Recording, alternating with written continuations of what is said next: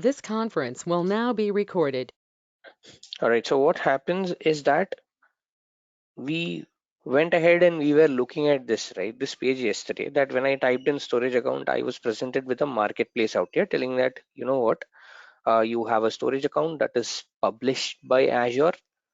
You have something like another storage which is published by another organization. You had different kinds of things that that fall under the category called storages, right? So in my case, since Microsoft is the storage account provider, Microsoft is the organization, or Microsoft is also called as a resource provider,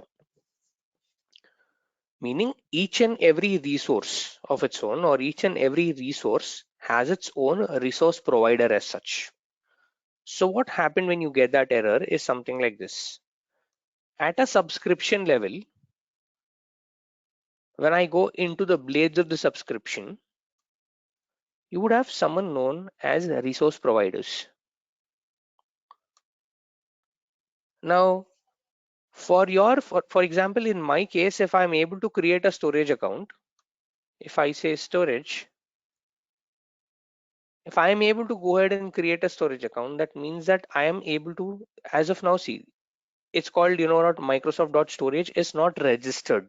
It says, you know what, if you go ahead and create this, you are going to get an error telling that, you know what, the storage account hasn't been registered because your service is not properly registered out there on your subscription. So if you need to create any resource in Azure, you need to have that particular service registered on the subscription level. And who can register it? Only the administrator, only someone who has the right for the administrator. How can we register it? Just click on any service, just say register out here, and it will start the registration process as such. So it's saying right now that, you know what, I'm registering right now. And that's the reason you will not be able to create a resource until and unless this particular resource provider, in my case who's Microsoft, is not registered out here. Does that help you, Akila? Yeah, thank you. Yeah, no problem. Guys, any Um, questions? Yeah. yeah, when we are creating resource group, we are Mhm. getting option for tags. Is that mandatory, and in what cases it will be useful? So as I've already mentioned, tags aren't mandatory. So tags are to identify something. Let's say you're creating a resource group, and let's say 6 months from now, you yourself would forget for what reason you're creating it, right? So when you come here and see, okay, fine, you know what, this is for the team called developers, and the owner of this particular team is, let's say, XYZ company at the rate gmail.com. Then just in case something goes wrong, you can actually go ahead and, let's say, contact them or contact that particular team. So tags are for identification purpose and they are not mandatory. You can go ahead and create a resource group without a tag. It's safe to say that you do not have to have tags to go ahead and create your resource groups, but it's a good to have property just for identification purpose. Okay, got it. Yeah. All right. So moving forward for today. So what we were doing yesterday is that we were talking about storage accounts being, let's say, one of the services in Azure, which gives you an option to store an unstructured data. And then we went ahead and said, okay, fine. What is the difference between a structured data and an unstructured data? Guys, I'm sorry to interrupt, but I'm hearing a bit of echo. Can someone, there is someone unmuted. Can you please go on mute? Thank you so much for that. Okay, so we were talking about storage accounts, and storage accounts, let's say, being a house for unstructured data. So we said again, what is structured data? What is unstructured data? We discussed about it. And we also said, you know what, you also have something called as a replication model in storage account, where let's say you have different kinds of replications like LRS, ZRS, GRS, and etc. And so on and so forth. We were talking about what storage account is, and what today we need to do is we need to proceed further. So let me give the name of a storage account. Let me take a random storage account name out here. I'll say, okay, fine, this is a standard performance tier. And I'll say, okay, fine, this is, let's say, LRS. I'm just testing this out, so I don't want to burn my credits. So I'm going ahead and creating my storage account in LRS. I'll say, okay, fine, this is LRS. And as and when I do an LRS, Microsoft is going to give me something like 99.119 of availability out there. It'll say out of every 100, your data is going to be available for 99.11 times 9 out there. So you're rest assured your data is going to stay so much. So I'll say, okay, fine, this is good enough for me because I am just doing, let's say, just test out there. I'm not storing an actual data in there. So I'm just doing something like just a small test. So LR is okay for me. But let's say if a customer, go ahead, let's say if you guys go ahead and create the storage account in LRS. So the question is, in the future, can you basically go ahead and change the replication tier to, let's say, something like ZRS or something like GRS? Of course, yes. There is no restriction as such to upgrade your account or downgrade your account in terms of redundancy. The thing what you need to take care of while creating the storage account are these three properties rather: the name, the region, and the performance. These three cannot be changed after you go ahead and create your storage account as such. So good enough. So next it says, you know what, there are like a couple of things that you need to fill. Can you please look into that? It says advanced, and it says security and etc. And by default, we don't touch this at all. It says REST APIs and all these things. Not really. The thing what we need to really look at is called as an access tier. It says, do you want to create your storage account in hot or in cool? Now, then what exactly access tier really means? Now, the textbook example of it is that go for a hot when your data is frequently being accessed. Go for a cool when your data is infrequently being accessed. Now, let's talk about it with an example. What do you mean by hot access tier and what do you mean by cool access tier? What exactly is the access tier out here? Now, let's imagine that this storage account service is being used by, let's say, a bank called ICICI. Okay, so ICICI is a bank that's using this particular storage service to do what? To store all their customer transactions. So they said, okay, fine, we will leverage the Azure storage service because all the customer transactions again are what? Unstructured in nature. They're not a structured data, so they're just sitting idle out there. So let me go ahead, leverage the storage service and put unstructured in nature. Now, the biggest factor that is driving ICICI Bank is to understand how am I being charged. Let's say if I create a storage account, what will the charge be? How will the bill actually get generated? Then Microsoft asks ICICI that, hey, you know what? Can you tell me what kind of a data are you storing? ICICI says, you know what? I am storing the daily transaction data of a customer. For example, the transaction data of a particular customer for the last 6 months, like from today till the last 6 months. So guys, high chances, right? So high chances that a lot of customers, for example, let's say you are one of those customers and you are applying for a bank loan out there, okay? You're applying for, let's say, any loan or something like that. Now, it's a general norm that any bank would go ahead and ask you to produce, let's say, the last 6 months of, your entire banking transaction. Or if you're a regular customer, you're not just applying for a bank loan, you just want to see what is the expenditure that you did in the last 1 month. So you'll just go ahead and open your ICICI application or open any of the application and just click on the time period and just download the entire data. Now all this data would be coming out from an from an Azure storage account somewhere. Meaning the probability of users looking at the data for the past 1 month or the past 6 months, right, in that duration of time is very high. Meaning a lot of people can come, there's a probability that a lot of people may come and will come to look at their transaction data. I'm just talking about one customer. Now imagine how many customers that ICICI does have. Now for this purpose, what Azure tells us, or Azure tells ICICI, is that, you know what, go for a hot access tier where per transaction cost, meaning if let's say, what am I talking about transaction? Now I'm not talking about a banking transaction.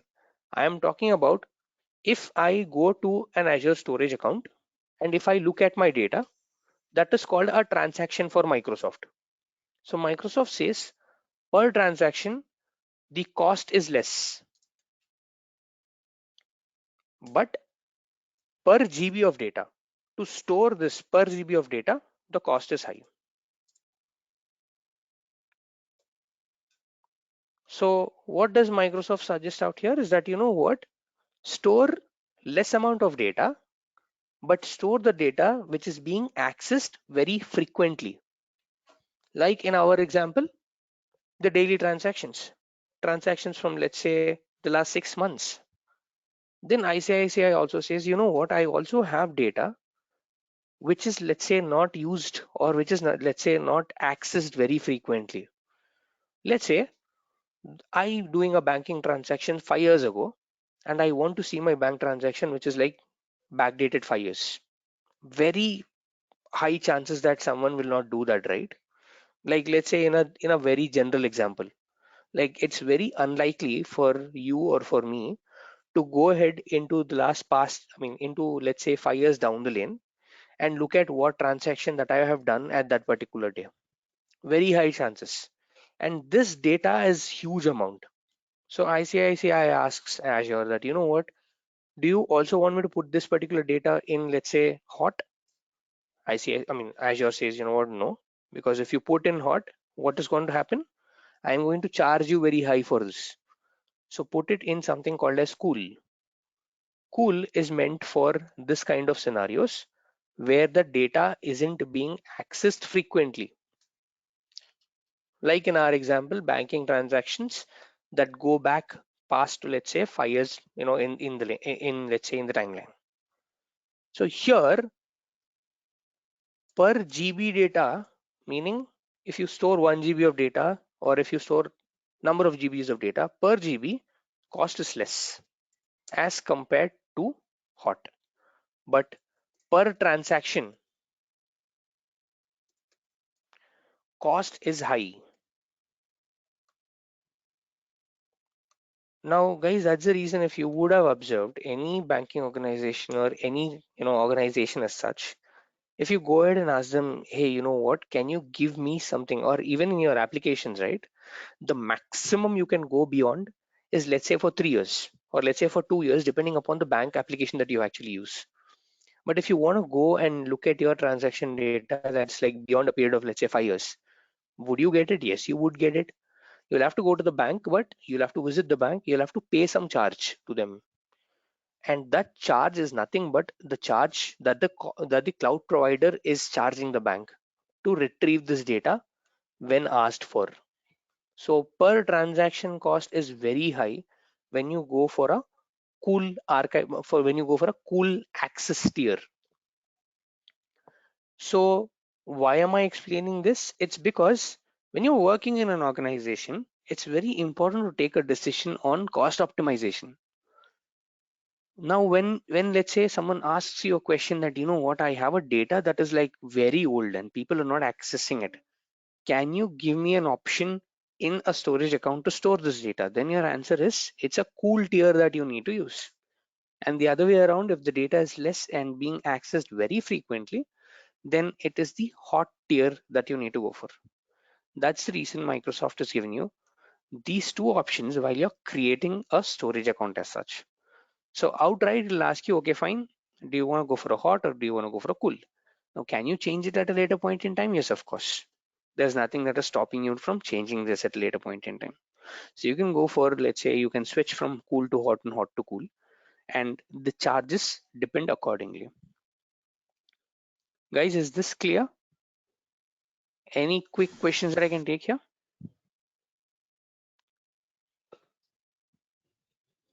All right, great. So moving on to networking. Now, this is a topic that is best covered at a later point in time when we cover something called as virtual networks and etc. because that makes more sense at that point in time. Moving forward, if it's like data protection, then it says, you know what, do you want to enable something called as soft delete for your blobs? Now, what do I mean by soft delete? Very simple. Just imagine this as a recycle bin. And here, if you see blobs, don't get confused. It's nothing but files in Azure, or the term for file in Azure, or the term for a single file in Azure is called as a blob, which we will be looking at what it is and stuff like that. So it says, you know what, do you want to enable soft delete for blobs? Meaning, accidentally, if it gets deleted, can you go ahead and retain it? If it's yes, please take this. If it's no, don't take this. It's yes, if you take this, then what is the number of time? I mean, what is, let's say, the number of days that you want the recycle bin to be alive? Or what is the number of days that you can go ahead and retain this blob? If it's 7, yes, go ahead. You can go ahead and do it. Oh, sorry. Where was that? Sorry for that. Okay, let's fill this up again. Let's say LRS advanced data protection. Yes. So you can go for a period by okay. Sorry, it's not letting me really edit that field. Okay.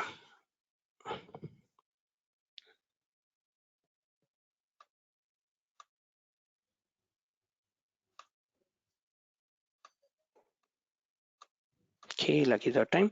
So you can go for a period of 365 days in the back. You can change this field to 365 days as such. Can you do it at a later point in time? Yes. After creating, you can enable, disable, you can do all this stuff, even after creating your storage accounts. Next is tags. Same that applies to a resource group. Identification purpose, I can say team being QA who's using this particular storage account. I'll say, okay, fine, this is good enough. And if I go ahead and say review and create, it will give me everything finally telling that, you know what? Okay, just a second, what happened? Okay, this test storage account is already taken. So let's go back here and let's say, you know what? 01, let me see, test account. Okay, great. Test account 1908. Let me say review and create again. So here it will do a pre-validation check or a pre-creation check, and it'll say, you know what, okay, fine. It's already taken. Okay, let's see.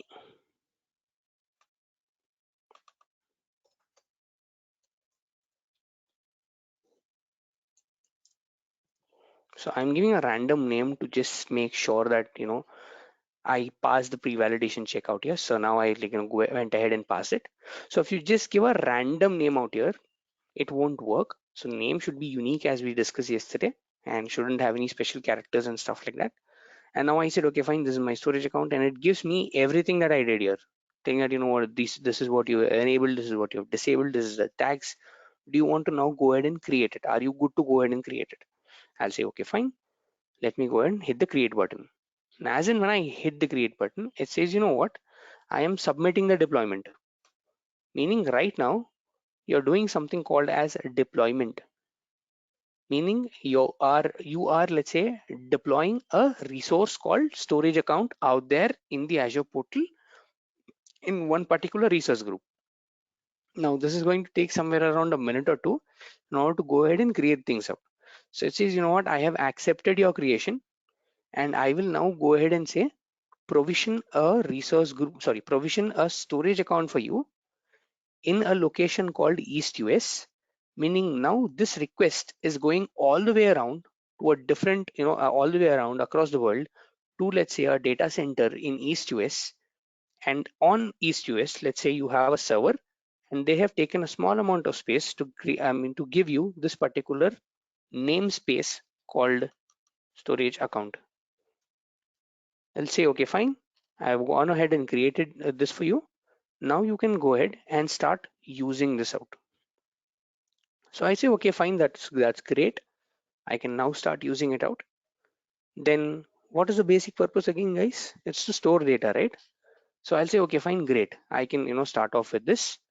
Can I go ahead and start storing my data? Microsoft says, no, you will have to do something more. Storage account as such gives you a name. gives you an identifiable name of your service, but to store your data, you need to make sure you select one of the services offered by storage account. What do I mean by one of the services offered by storage account?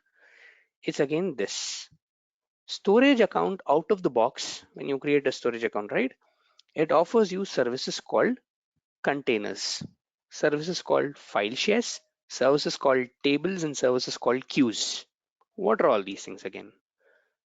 If you go within a storage account and if you go under data storage, you have all these things. See, says containers, file shares, queues, and tables. Where do you want to store your data? Now, for today, our main focus is something called as containers, which is, let's say, one of the most popular services, one of the most frequently used services in storage account. So if you go ahead and click on container, I already have something called as a $log containers in there. So this is just, this is just for storing all your log data, and this is by default created by Microsoft when you go ahead and provision a storage account. Now, how do you again create a container in here? First thing to understand is that you at least need to be a storage account contributor. You need to have a contributor access out here to create something inside the storage account. So am I having a contributor access? No, even better, I am having an administrator access. So I say, okay, fine, I have an administrator access. Can I now go ahead and create a container? Yes, of course I can. I'll say, okay, fine, new container. It says, okay, fine, can you give me a name of a container? Now, a name of a container can just be something like test. It's okay because test container again falls under a parent whose name is unique. So it doesn't matter whether this name is unique or already used and stuff like that. Now it's asking me, what is the public access level? And you have three options here: private, blob, and container. Now, what is this? As of now, let's not talk about it. Let's hold it for a minute. I'll say, okay, fine. I will go ahead and create it in private. I'll say, okay, fine, create it out. And it didn't took a second. It went ahead and created a container for me out here. I'll say, okay, fine. I'll see what is inside the container. I'll go inside this container and I have an option called upload out here. If I click on upload, it's now going to ask me, okay, fine, select your file. Now this is where, or this is the page where I can go ahead and finally upload my data from my local machine onto the cloud. How do I do it? Just click on upload. It's a very simple process. Come here, select this one out. I'll say, okay, fine, they are a couple of files that I see. I'll just say, okay, fine, take this out. And I selected a couple of things. Can you select a couple of things? Meaning, can you select multiple files? Yes, of course you can. And say, okay, fine, open. And it says, okay, fine, I'll go ahead and you have a couple of things to be uploaded. Do you want to go ahead and upload it? I'll say, yes, go ahead and upload this out.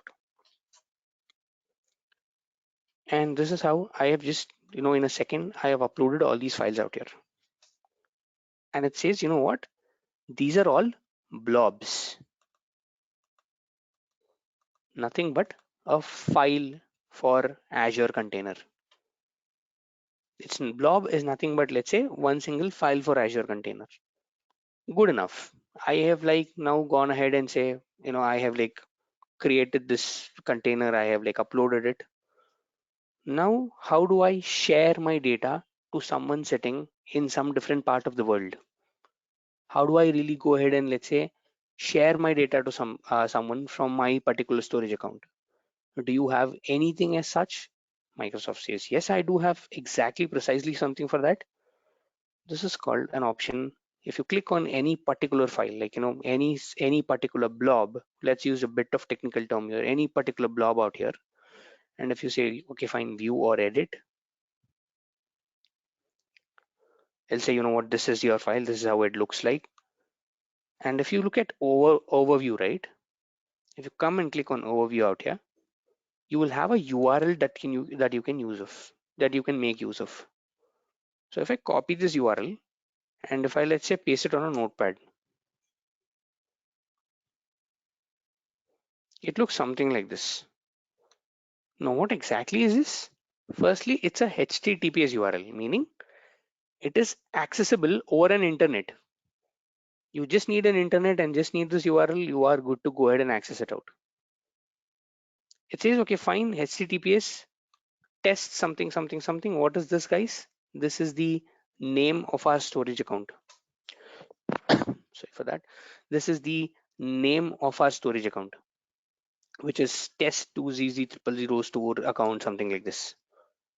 And then you have something called .blob.core.windows.net, which is nothing but the entire thing, right? This entire thing is called a fully qualified domain name, or otherwise called FQDN.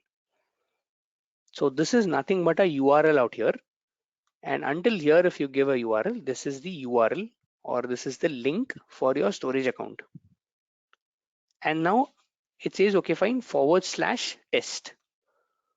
Test is the name of my container, right? So this was the name of my container, got appended here, /georedundantstorage.png, the name of my file. This is what Microsoft is giving you. And yet, you know what? Okay, fine, I have a URL for you. You can go ahead, share this URL with anyone. And if, let's say, they paste this URL out here and just give an enter, they should be seeing a blob. But I don't see a blob, right? I mean, I don't see my file here. I don't see any image that is coming out here.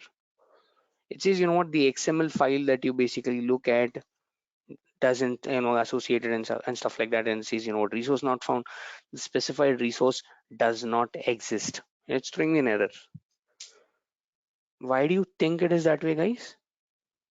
Because when I created my container, I created my container in a public access level called private and no anonymous access.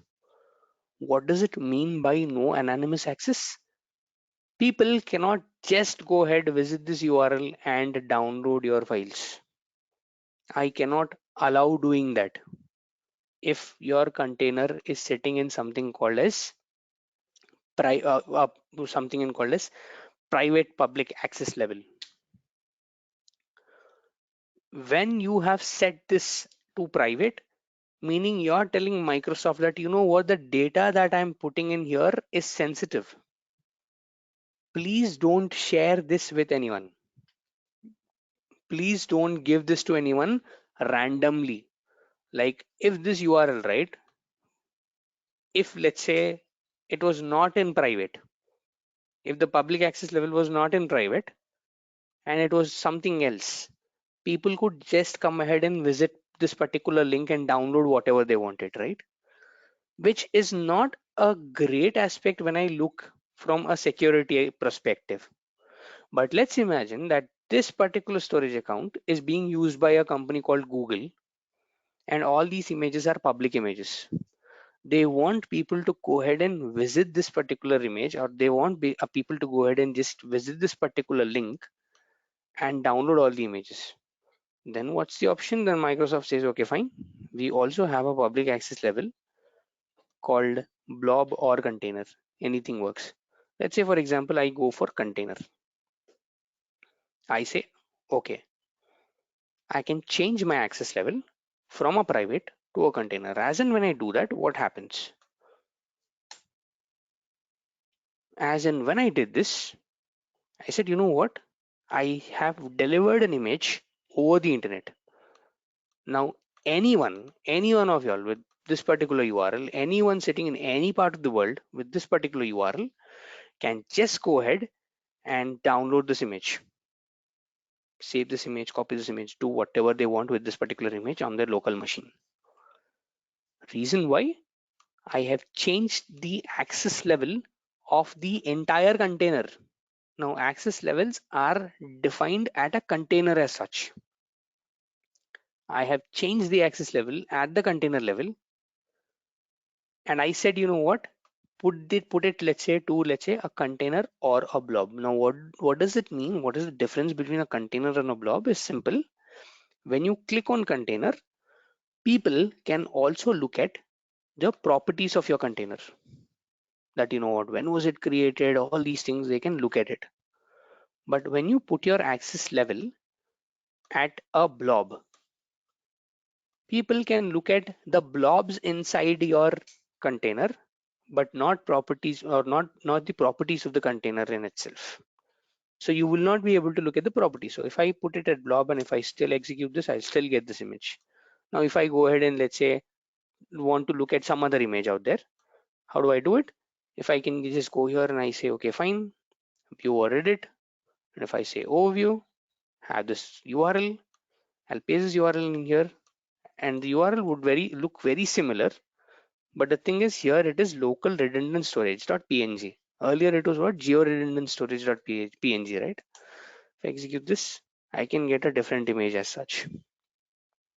Meaning by changing the access level, by changing the nature of the access level, I can go ahead and make sure to control how people can look at my data or what can they do with my data. But isn't this a breach of security? Yes, of course, if you are, let's say, a private company, it definitely is a breach of security. But let's say if you're a public company, this is okay because all these images are anyways public. But let's say that I am, let's say, not a public company. I am a private organization and I want all my blobs to be protected. So I'll go ahead and change my access level to, let's say, private. So I'm switching it back to private.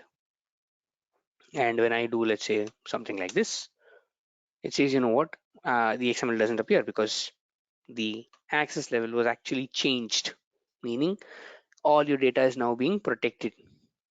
But the demand right now is that I still want to go ahead and share my data over the internet to people whom I decide should go the data to.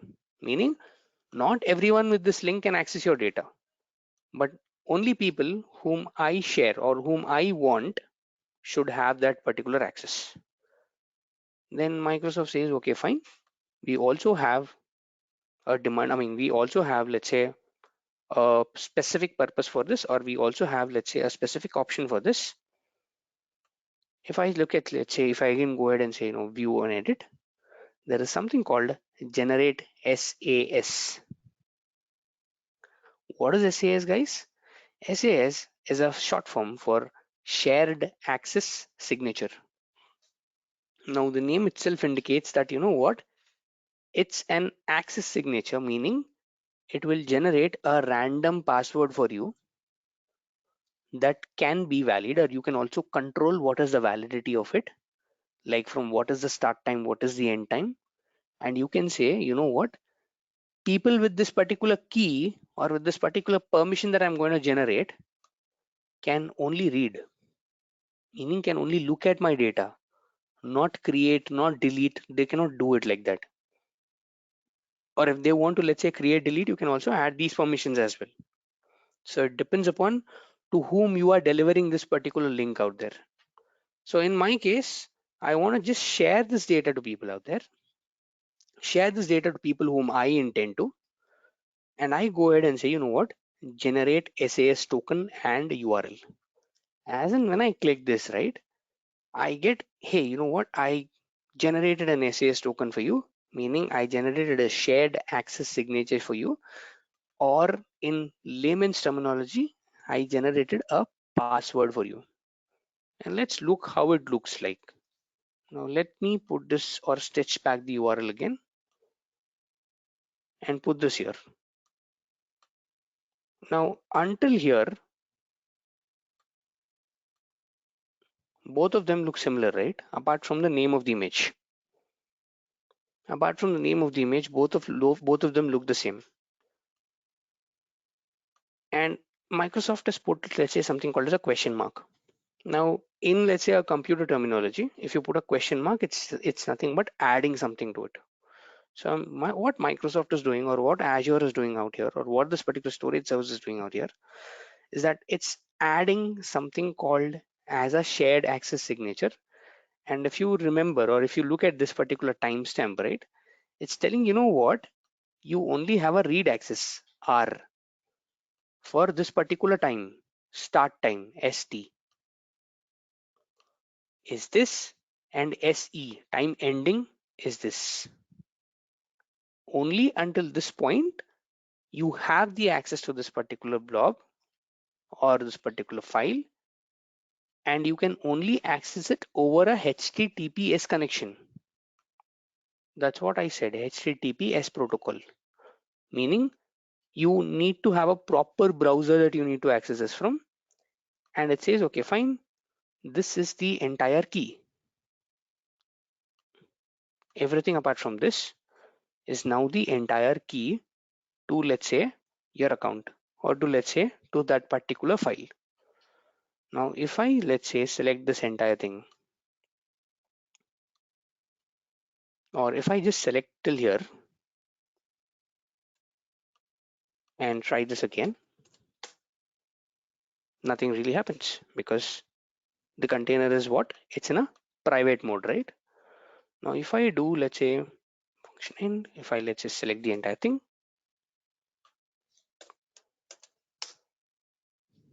I now have the access to my particular file.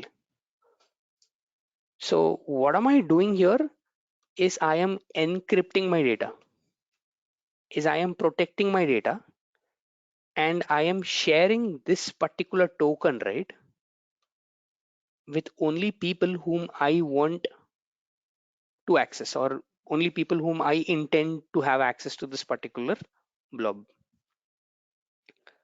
Guys, is this okay? Any quick questions that I can take out here?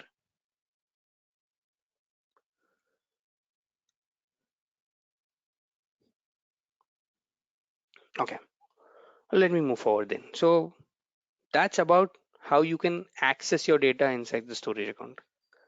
Second thing is, guys, you also see something called access tier out here.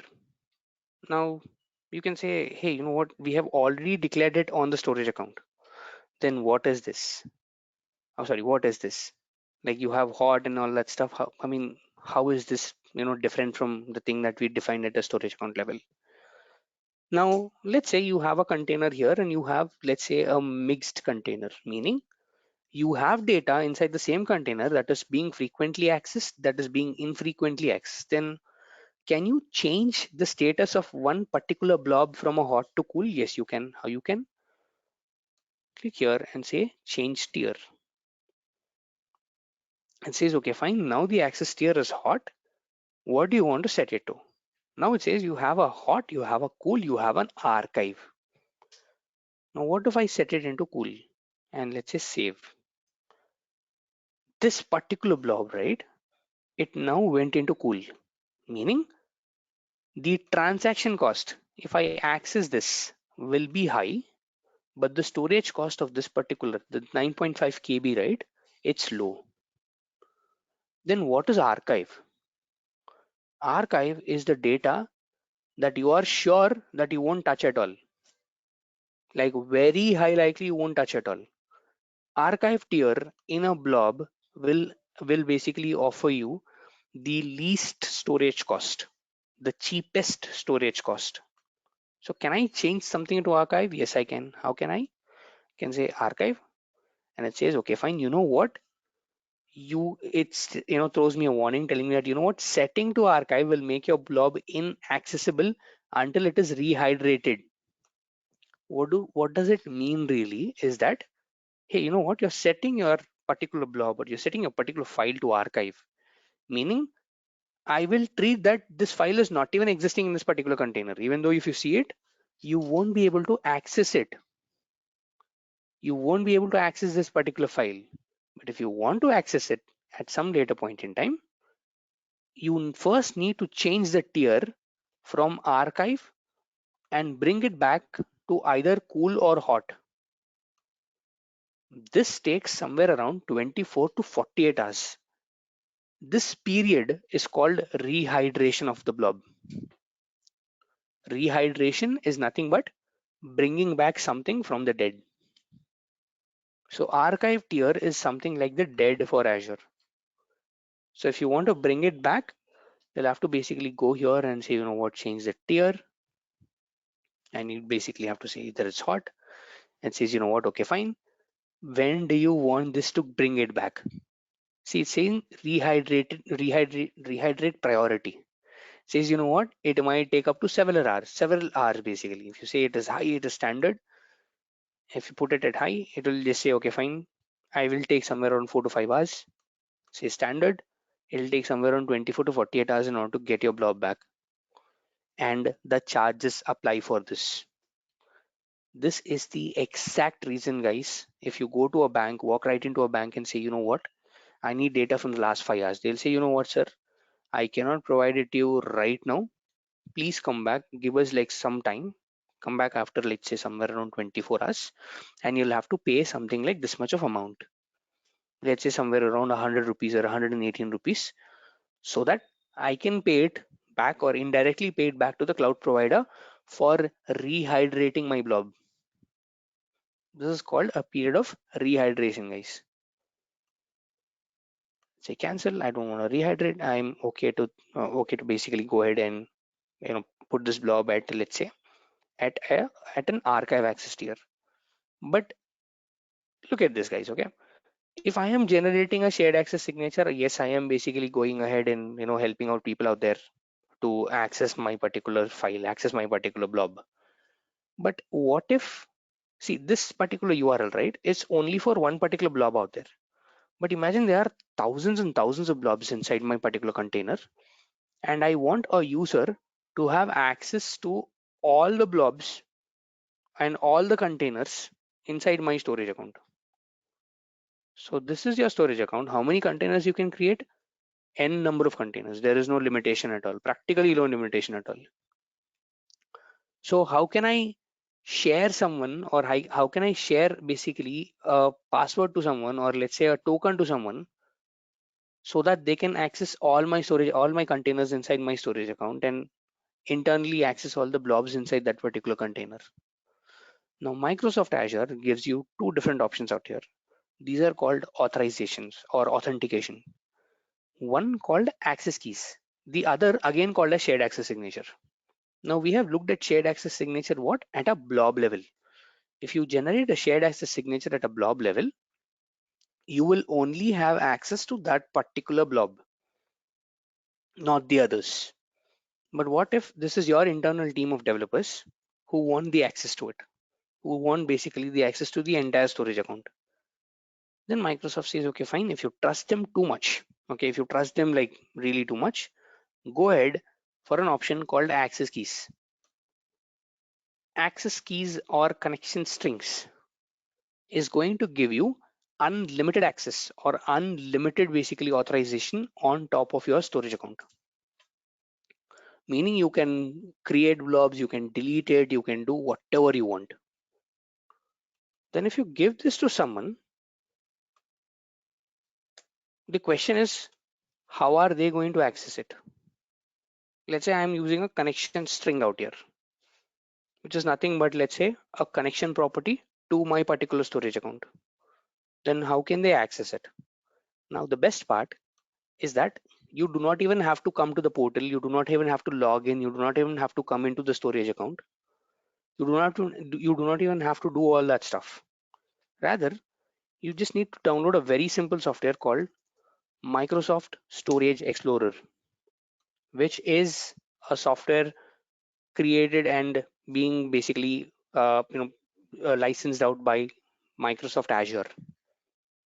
All you need to do is select your operating system, whether it's Mac, whether it's Linux, and say, okay, fine, download this out and just do a very standard installation. Like just do next, and then install this out, and you'll have something like this. You'll have a UI something like this.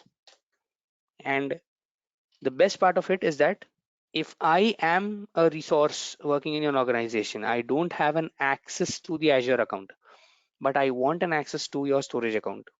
Can it be possible? Yes. All you need to do is click on this button out here, which says connect dialog. And as and when you click on this button, it will give you a small dialog box telling what do you want to connect to, like how do you want to connect to. So it says, you know what, add an Azure account. I don't have it, but what I have is something called as a connection string. I say, you know what, I have a connection string given by my organization. I can go ahead and say, okay, fine, I'll take the connection string, copy this entire thing, copy this entire thing, paste it out here. And as and when I pasted it, it said, you know what, I see the display name. I say, just to give a clarity, I'll just to identify it, I'll say hyphen today, and I'll say next. I'll say connect. As in when I do this, I have so many things, right? So here I have one of the storage account where I marked it as today. You can click on this particular thing. It'll take initially a bit of time to load. And it says, you know what, I see you have so many services. What do you want to access? I'll say it's a blob containers. I'll say it is test container. And here I can see all the files that are there inside this particular test container. I can see all the files I can upload, I can download, I can delete, I can do whatever I want because I have an access key. But you want to restrict someone, you don't want someone to have so much of access. You just want them to read or you just want them to see. Then your option is not the access key, but a shared access signature. A shared access signature again, like we did with, let's say, the blob, you can control what access someone has on this particular storage container or this particular storage account. I will say, you know what, I don't want them to have access to the Azure file share, to the queue, to the table. Rather, I want them to have access to, let's say, only these particular services. And I want them to only have an access to read and list these particular things. That's it. I don't want someone to write, delete, and do all that stuff. I don't want them to, go ahead and do all that stuff. With this particular access key, I can go ahead, I can delete it, I can do whatever I want. I'll say, yes, I want to delete it. It will get deleted. It's gone. It's just gone out of the blue. But if I give someone this particular connection string or a shared access signature, sorry, and I tell them, you know what, you can only basically go ahead and read and list it out and generate it. It's simple like a connection string again. So I'm taking the connection string out and I'll say again, I'll go back to the Azure Storage Explorer and I'll say, okay, fine. I'll use a connection string again. Okay, let me use this as URI. Just a second. Okay, fine. You also basically give this. I'll say not write, not delete, only list and update. And let's go ahead and say generate a connection string, get a new connection string out here.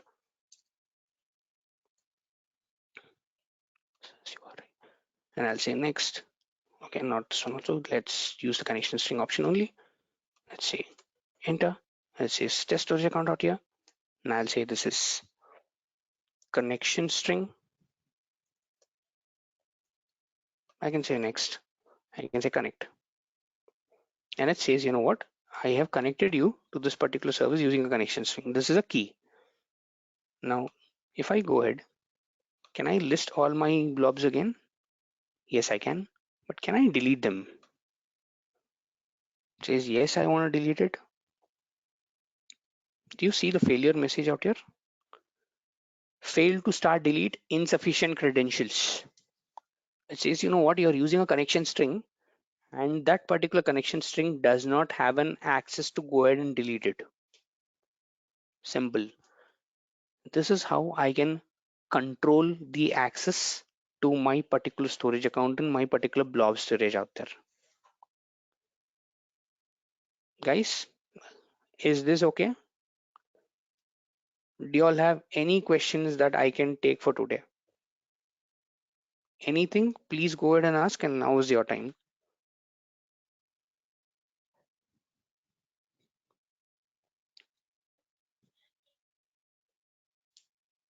Anything, guys? Did you all understand any questions out there? Anything that you all have not understood?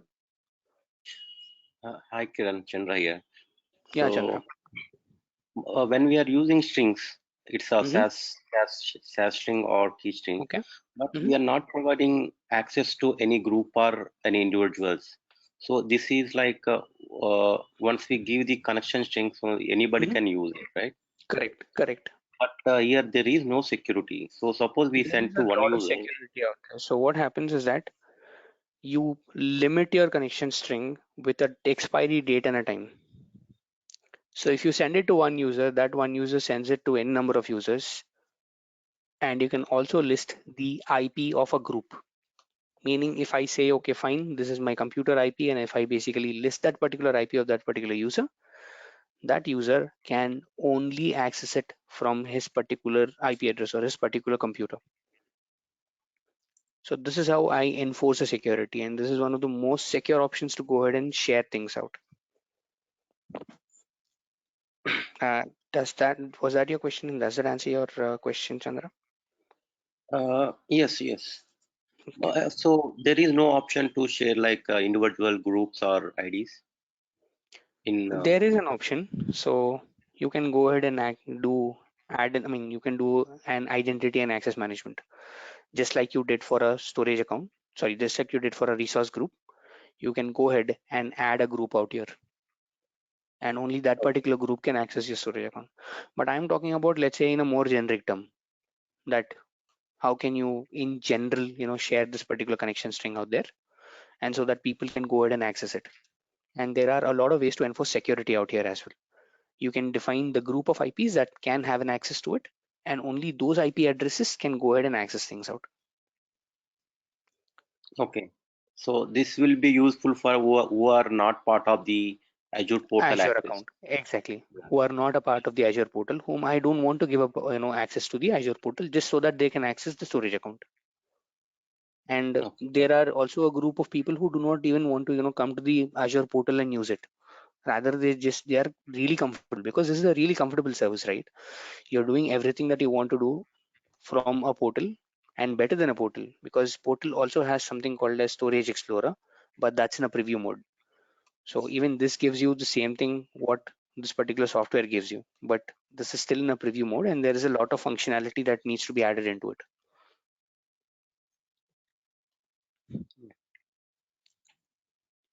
Yeah, thanks, Kiran. Yeah, no problem. Guys, any questions more, guys? Is this topic confusing, or is it okay? Yeah. Speaker speaking.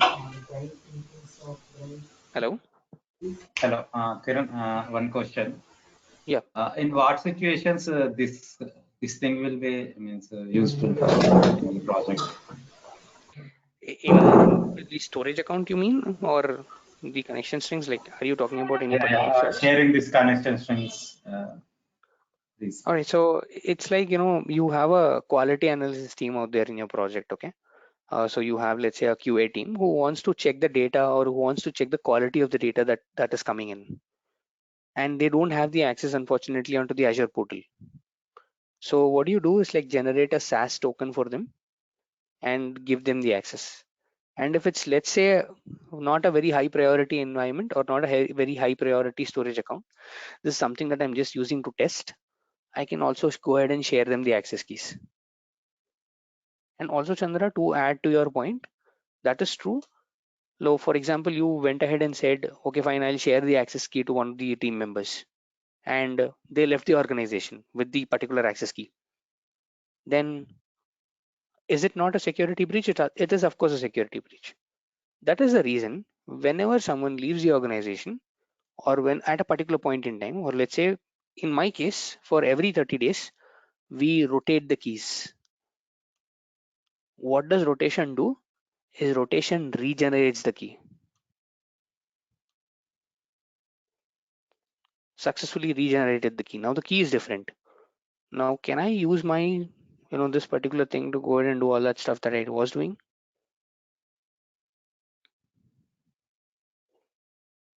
See, it threw me an error telling the authentication failed. That, you know what, you do not have the proper authentication out here. This is called key rotation. And normally every organization follows the key rotation, or follows the password rotation at a given period of time. Let's say for 30 days, let's say for 90 days. So they come out here and rotate all the, passwords for the particular storage account or particular services out here. Yeah, so does that answer your question? Yes. Okay. Guys, So is anything there more that any you option to do that 30 days, 60 days rotation, regeneration? I mean, automatically, you mean? Yeah. So yes, there is an option to do that. You can approach it with a PowerShell script and etc. So that is something that we'll be seeing, let's say, when we look at Azure DevOps, how you can automate all these things and etc. Okay. Okay, Yeah. great. Anything else, guys? Any questions that I can take now? I saw that the logs container created with dollar. Is it Right. something of hiding use or any other No, technique? not really. So dollar is when Azure creates a container for you. Like it's the Azure's terminology or it's the Azure's naming convention to go ahead and create it. That's how you can identify that this is a system generated container and this is a manual generated or human generated container. That's the only difference with that. Okay, got it. Thank you. Yeah, no problem.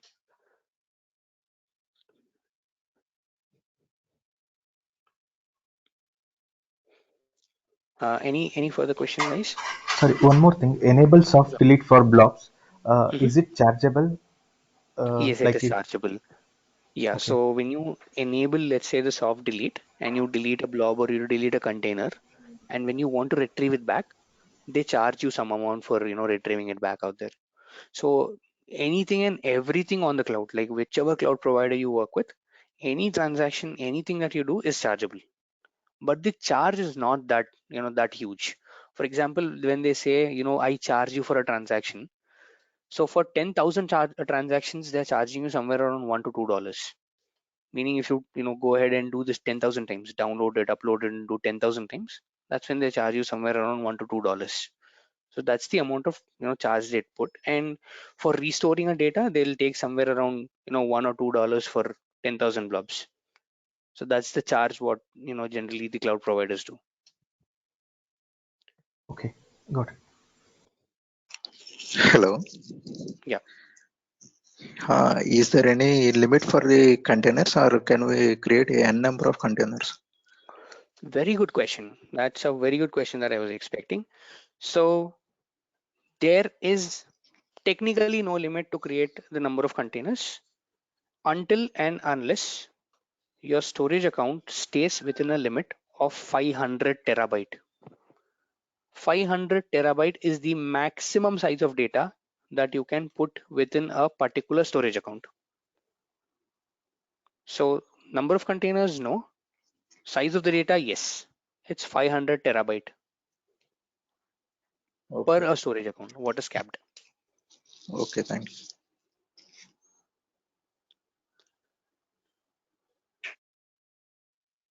So guys, the assignment for today, what you need to do today is one thing. After you create a storage account, right? Read about the replications, come down to the identity and access management and add an account here. Add an account at this level and see, add an account at this level and log in with that particular account and see what you're able to see on the portal. See how you're able to see things on the portal and play around with access keys and shared access signatures and download this piece of software and install it on your laptops. This is called a Microsoft Storage Explorer and connect using this particular software out there. So this is the things that you need to do before you come to tomorrow's class so that every one of us are in sync with each other. Is that okay, guys? Sure. Great. So with that, let's put an end to today's class and please go ahead and practice this thing and happy learning for you all and have a great day ahead. Thank you.